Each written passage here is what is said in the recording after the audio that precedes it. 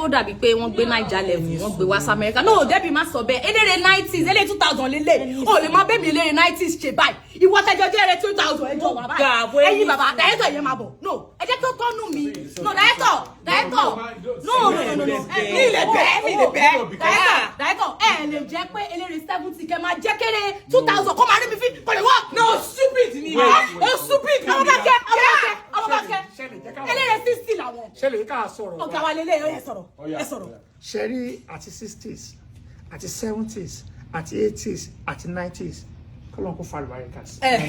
ṣe ti bọ́ ìwọ náà eléré tí ṣe dé ní ẹ kó yẹ kó ṣe báyìí pẹ̀lú ẹ. ẹ wọ́n bá bá mi sọ̀rọ̀ náà owó jẹ́ kó kéré níṣẹ́ mi ni.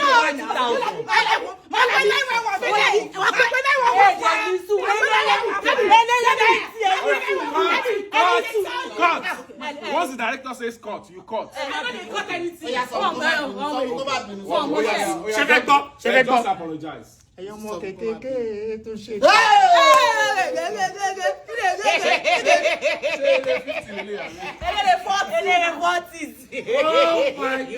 Yankee is the movie. Yes. Produced by Omotola Adebayo. Jẹ́kọ́ rojú ewé. Omotola Adebayo. 2000. Ọmọ Yankee.